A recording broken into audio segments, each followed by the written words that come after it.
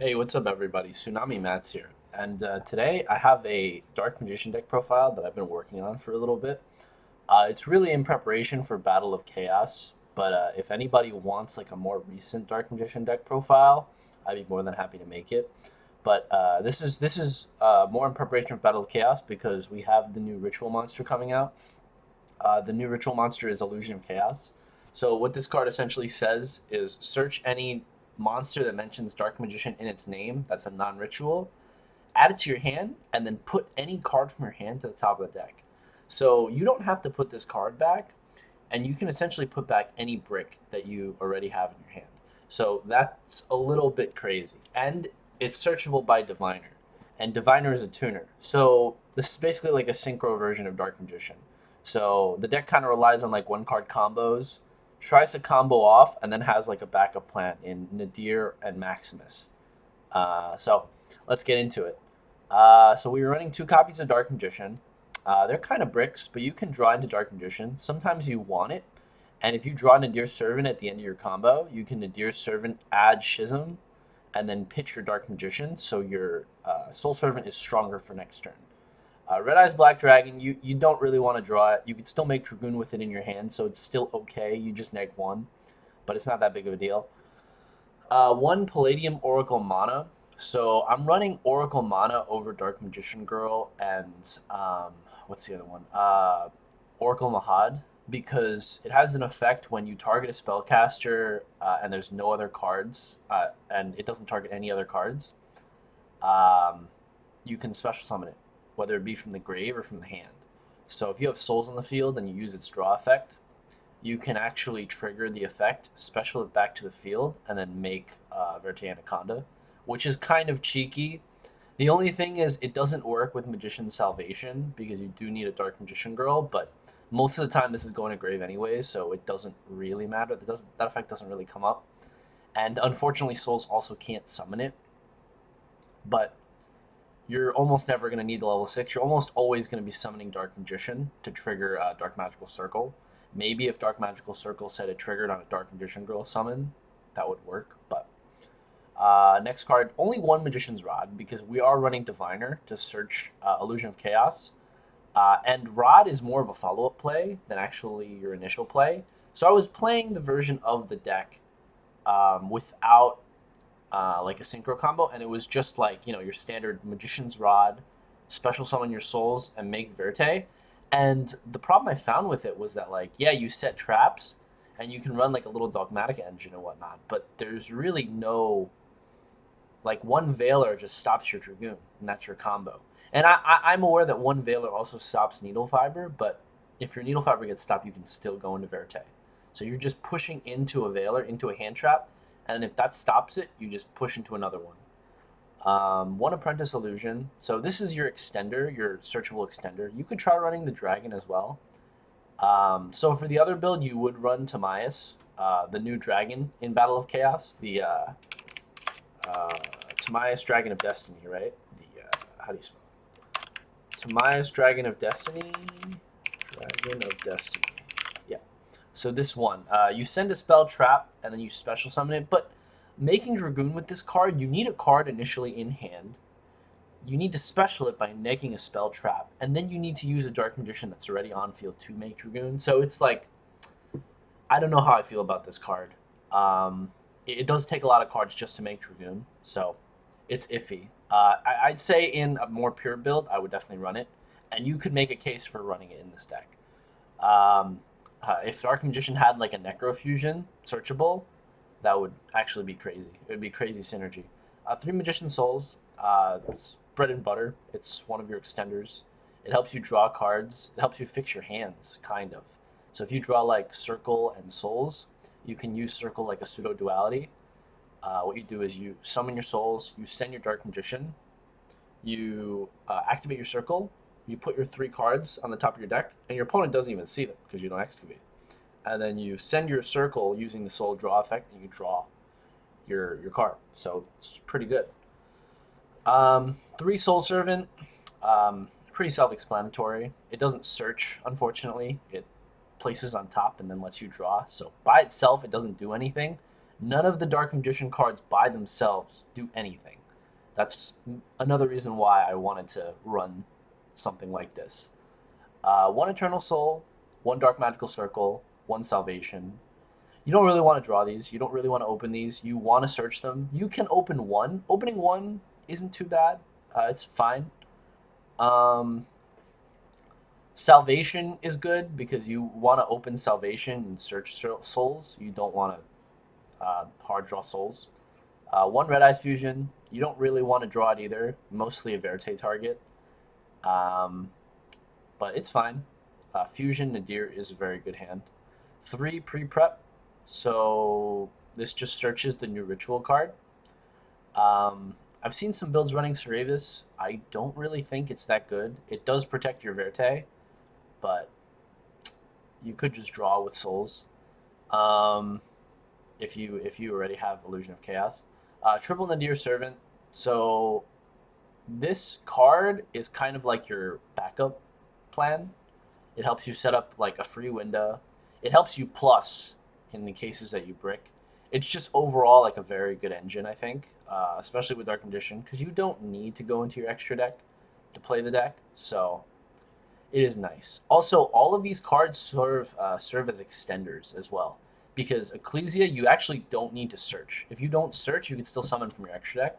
So you can special Ecclesia if you like Soul. So like, if you like normal summon your Rod and you have your Artemis, you can make Artemis and special summon Ecclesia, which is pretty good.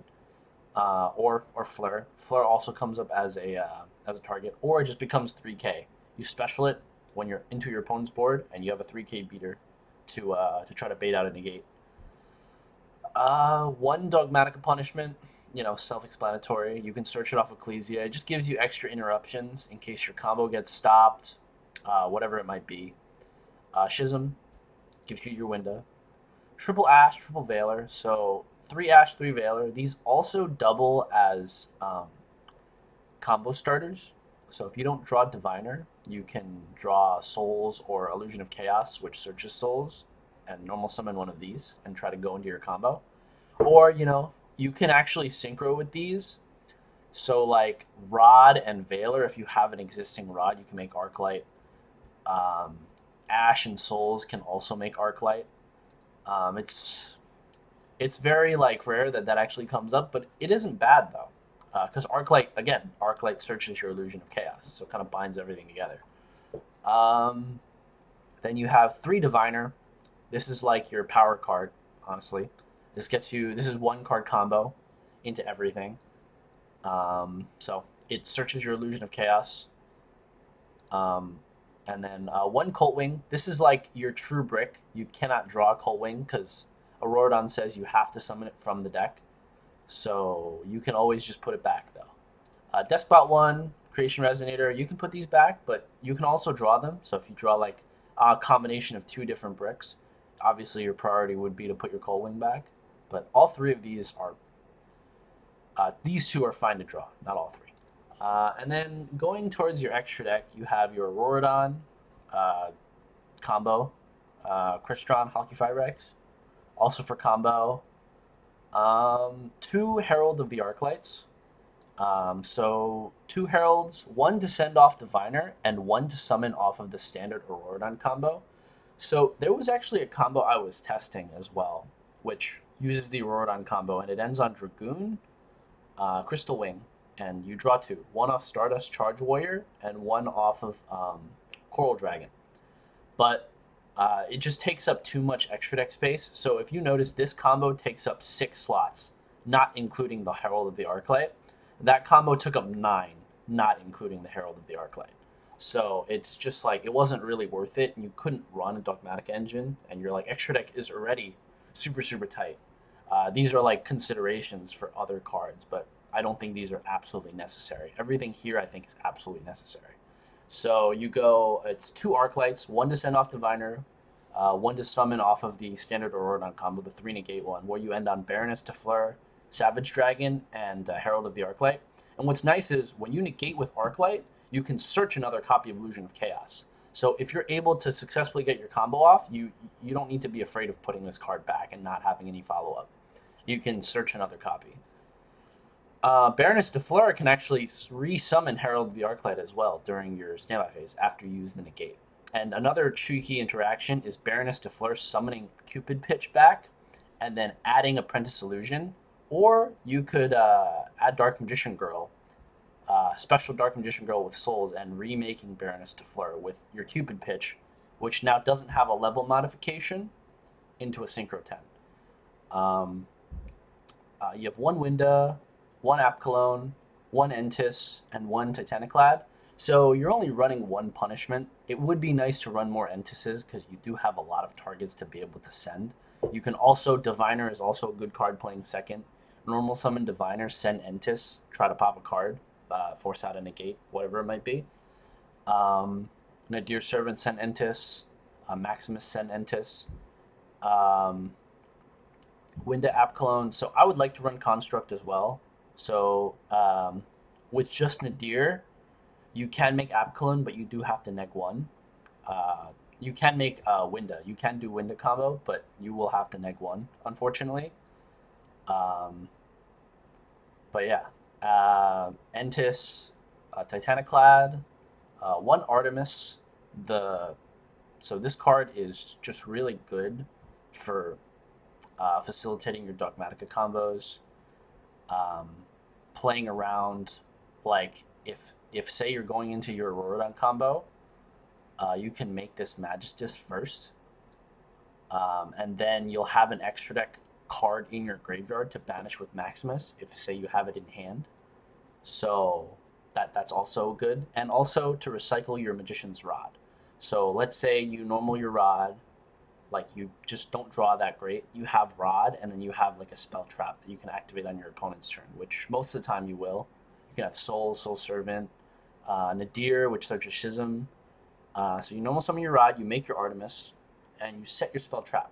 And Rod says during your opponent's turn, you can tribute a spellcaster and add it back to your hand when you activate a spell trap.